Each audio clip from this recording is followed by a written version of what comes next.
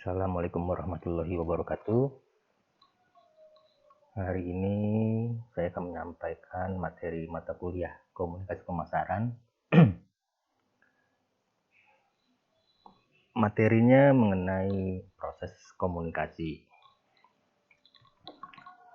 Di sini ada elemen-elemen proses komunikasi, yaitu source atau komunikator, kemudian message atau pesan, kemudian ada channel atau saluran, ada receiver, komunikan atau audience, kemudian ada feedback, gitu ya. Kemudian ada noise dan gangguan.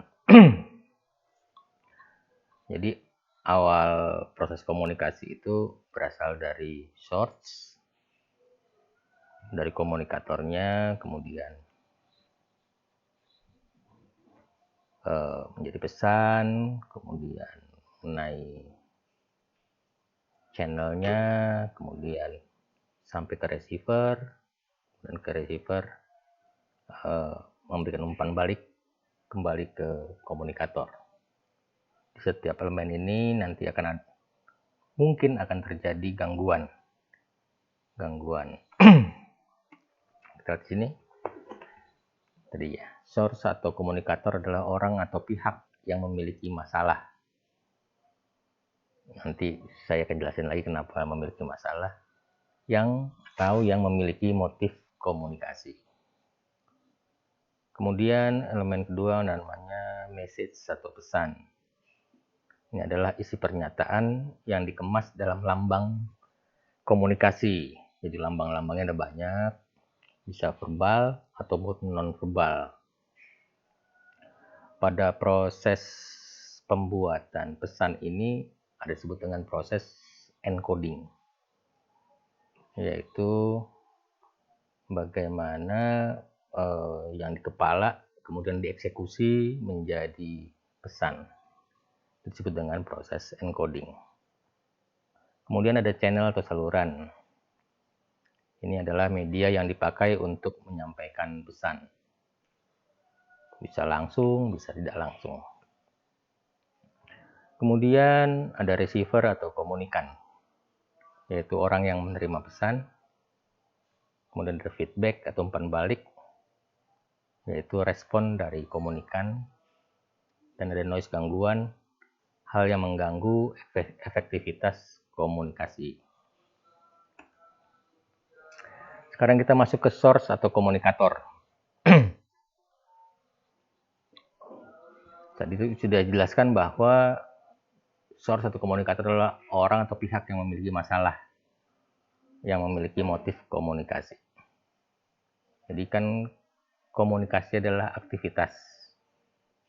Dan ketika kita beraktivitas, pasti karena kita mempunyai motif atau tujuan. Nah, biasanya kita punya tujuan itu atau motif itu karena kita mempunyai masalah. Tujuan dari komunikator adalah mewujudkan motif komunikasi dengan cara menyampaikan pesan. Jadi tujuan komunikator bukan menyampaikan pesan, tapi mewujudkan motif komunikasi dengan cara menyampaikan pesan.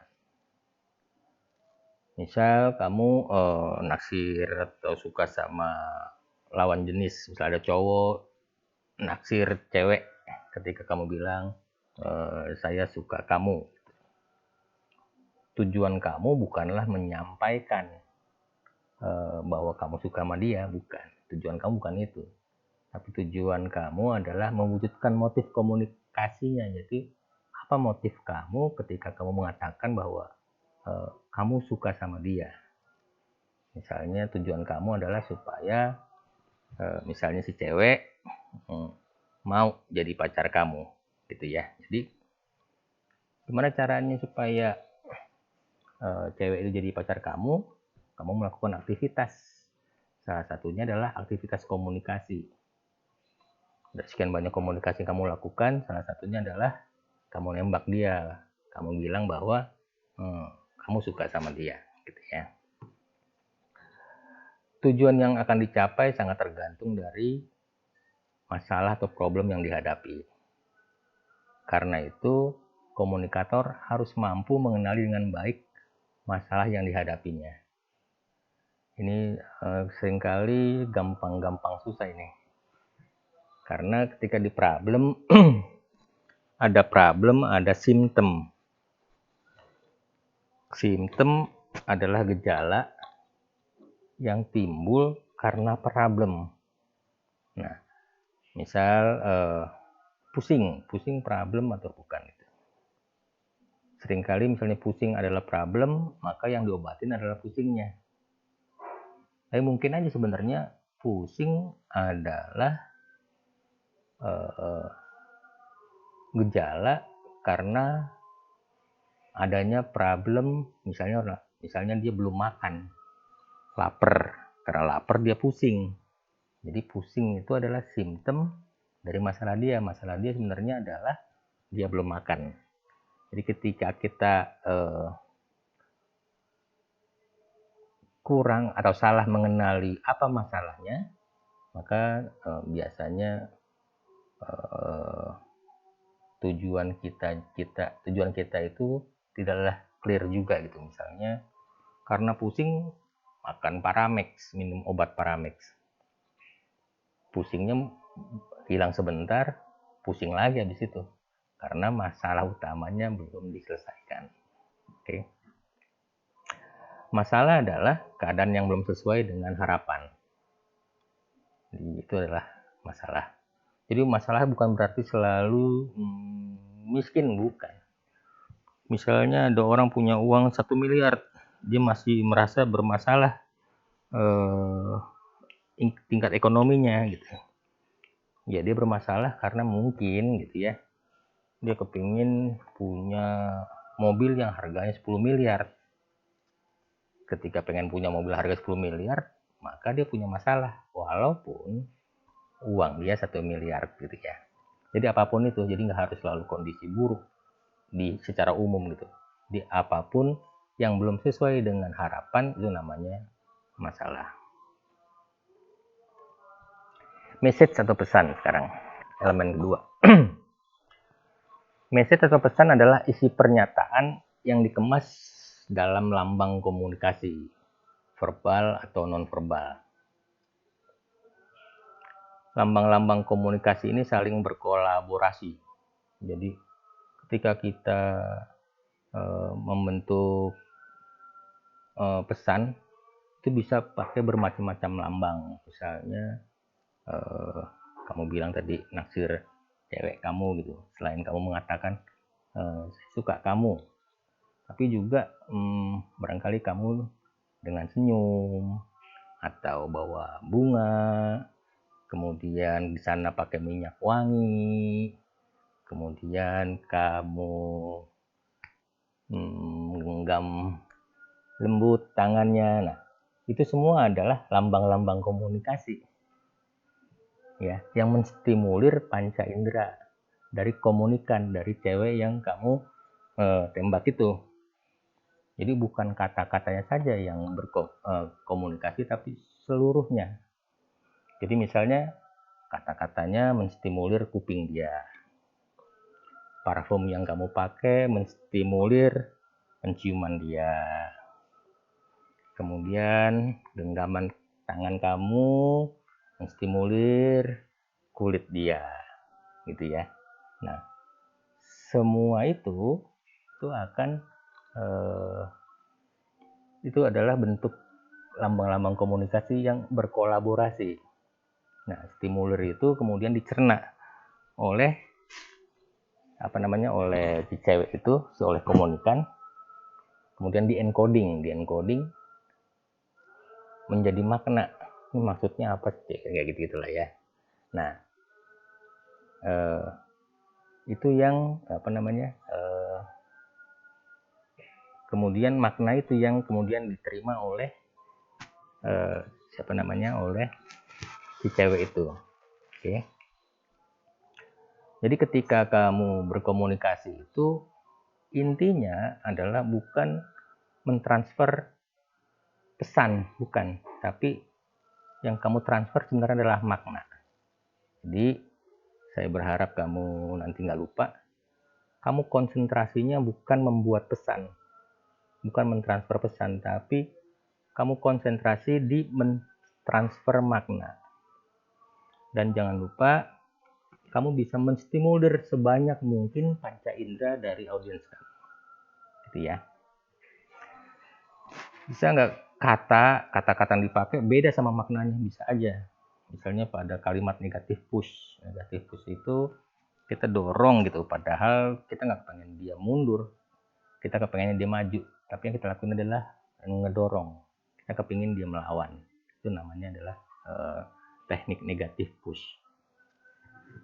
Misalnya seorang ibu memarahi anak yang masih belajar gitu ya, Ujang, kamu jangan belajar biar kamu jadi tukang minta-minta. Itu kan artinya kan maknanya bukan ibunya berharap si anak itu minta-minta, bukan, tapi ibunya berharap anaknya kemudian maju ke depan jadinya, bukan malah mundur ke belakang gitu ya. Jadi maknanya tentu kepingin anaknya belajar supaya jangan jadi tukang minta-minta. Kemudian kita masuk ke elemen yang lain, yaitu channel atau saluran. Channel atau saluran ini adalah bagaimana pesan disampaikan. Bisa langsung, bisa juga menggunakan media.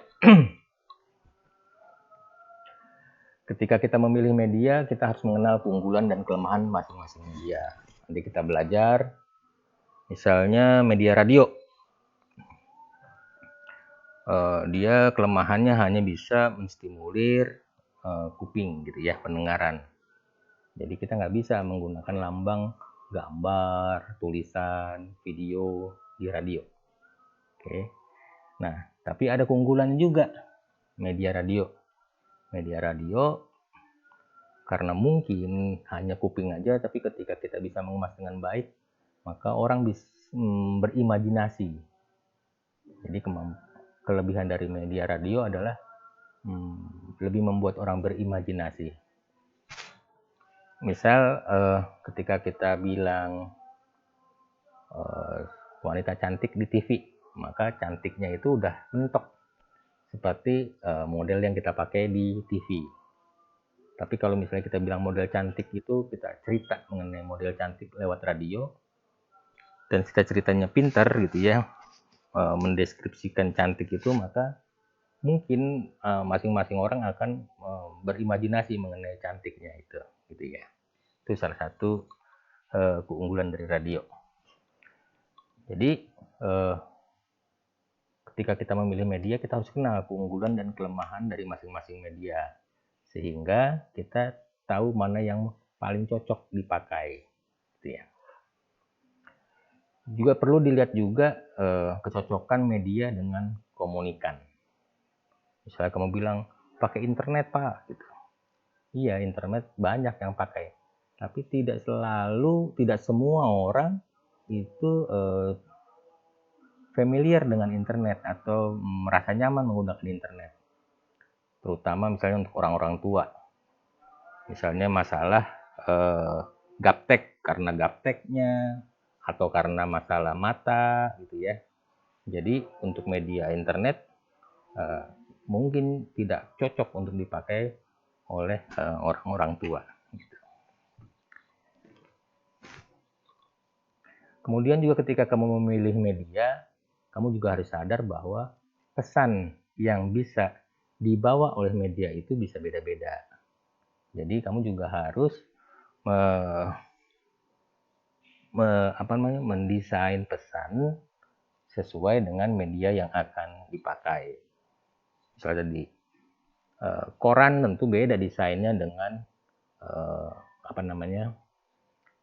dengan radio. Yang satu koran teks, gambar tanpa suara, radio tanpa teks, tanpa gambar, tapi suara, kayak gitu. Kemudian elemen yang lain adalah receiver atau komunikan atau audience. Jadi komunikan adalah orang yang menerima pesan.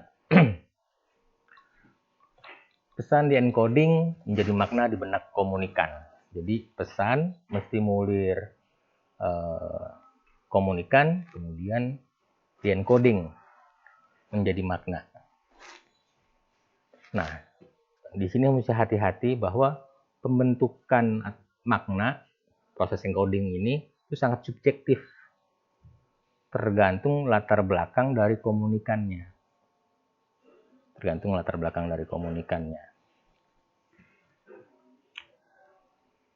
Orang yang beda mungkin akan merespon atau memaknai hal yang beda pula. Misalnya kita membuat satu event pameran rumah, misalnya pameran penjualan rumah. Kemudian kita undang mereka dengan pesta makan durian gratis. Oke, ya. Tentunya maksud kita adalah motif komunikasinya agar mereka mau datang ke tempat kita. Kemudian melihat-lihat dan tertarik dengan produk-produk rumah kita. Tapi kata duren ini belum tentu dimaknai hal yang sama oleh orang yang beda. Ada yang tertarik, tapi ada yang benci banget sama duren. Jadi pembentukan makna ini menjadi subjektif. Jadi yang atribut duren, iming-iming duren itu mungkin di tempat lain dianggap positif, tapi di orang yang lain lagi itu dianggap negatif.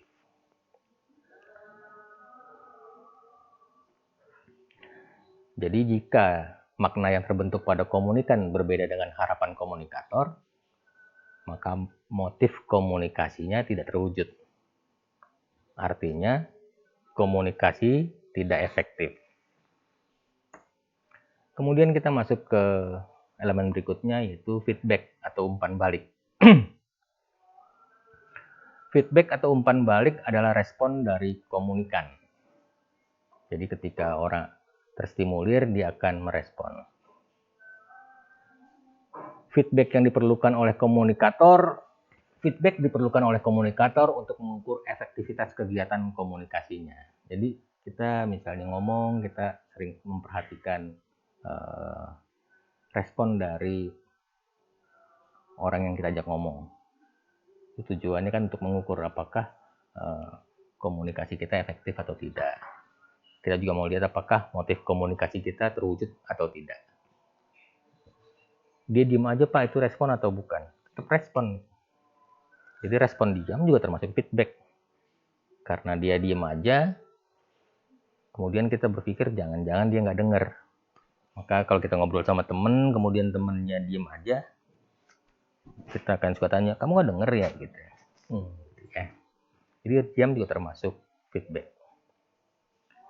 Feedback yang belum sesuai dengan harapan menjadi tanda agar komunikator melakukan cara lain. Gitu. Jadi kalau misalnya tadi kita ngomong dia nggak dengar, itu diem aja nggak dengar gitu ya. Maka itu tanda. Jadi kita mesti ngomong lagi dengan menyampaikan lagi dengan cara lain. Misalnya atau suaranya diperbesar, diperkeras suaranya, atau kitanya mendekat, atau volume dibesarin, atau kita pakai sentuhan dan segala macam. Supaya komunikasi kita nanti menjadi efektif. Noise atau gangguan. Noise atau gangguan dapat terjadi di semua elemen proses komunikasi yang menyebabkan komunikasi tidak efektif. Jadi noise itu menyebabkan komunikasi tidak efektif. Pada komunikator, gangguannya adalah tadi salah mengenali masalah. Jadi dia kurang tepat mengenali masalahnya. Akibatnya nanti tindakannya mungkin kurang begitu efektif. Message, kalau di message, di pesan, lambang komunikasinya tidak cocok dengan masalah, atau tidak cocok dengan media, atau tidak cocok dengan komunikan. Tadi ya, misalnya tadi iming-iming duren, itu nggak cocok sama komunikan yang nggak suka duren. Nah itu kesalahan, itu noise itu. Bisa juga tadi apa namanya, tidak cocok dengan masalah misalnya. Ya, kalau misalnya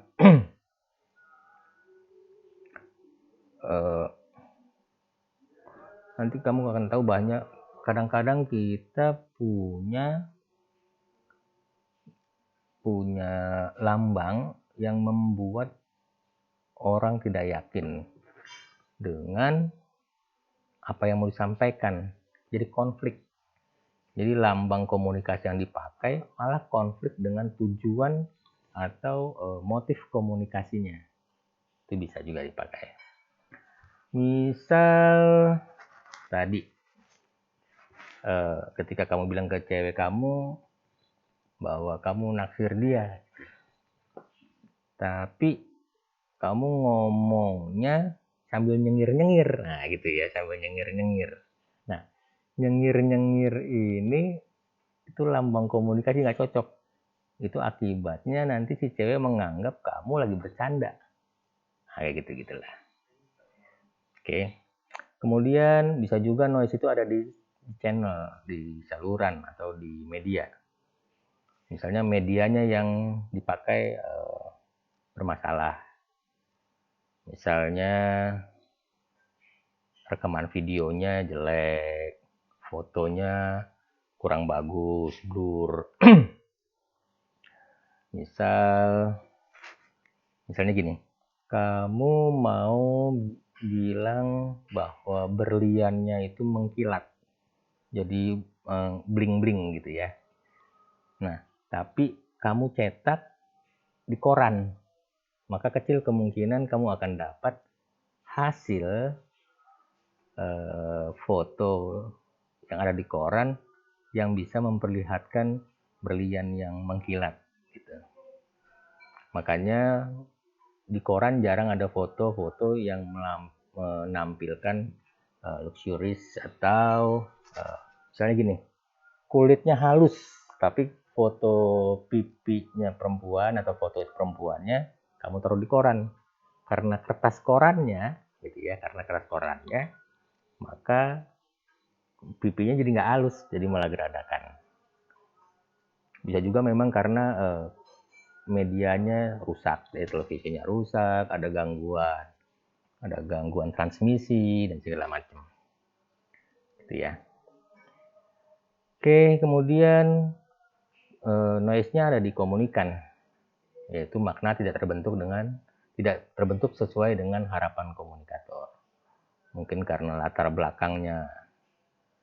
Jadi kamu harus concern mengenai latar belakang dari audiens, sehingga kamu bisa berkomunikasi atau mendesain komunikasi yang cocok dengan mereka.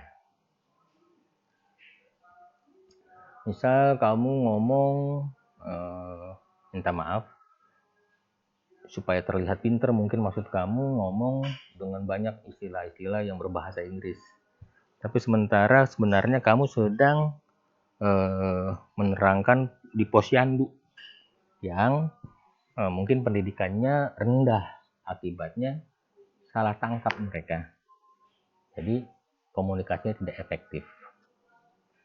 Feedback juga salah, feedback ini juga ada kesalahan, yaitu salah mengekspresikan respon. Kamu sama pacar kamu suka gini, jadi pacarnya mungkin karena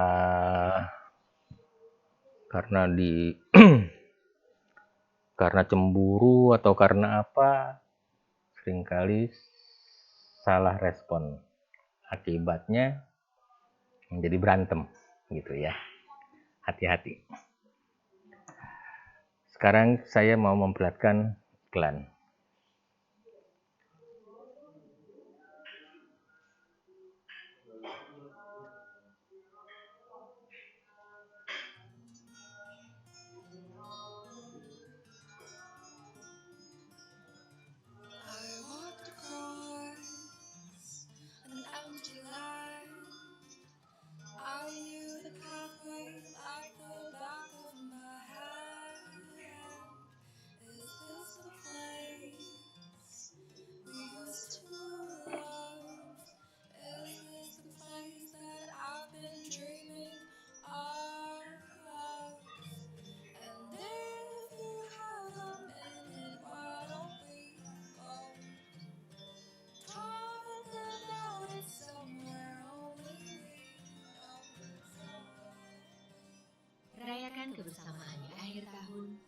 cashback sampai 2 juta rupiah dan promo menarik lainnya.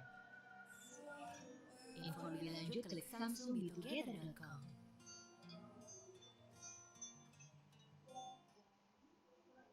Oke, itu iklannya. Jadi saya kepingin kamu pelajari iklannya, kemudian coba kamu terangkan iklan itu berdasarkan apa yang telah kita pelajari mulai dari minggu pertama sampai sekarang. Oke. Dan jika masih belum, jangan takut, baca bukunya ya, baca bukunya. Kalau ada pertanyaan, boleh sampaikan di WAG kelas kita. Oke, terima kasih. Saya sudahi mata kuliah kita ini. Tetap semangat walau COVID, tingkatkan ibadah, mumpung bulan Ramadan, jaga kesehatan, dan jangan lupa belajar. Assalamualaikum warahmatullahi wabarakatuh.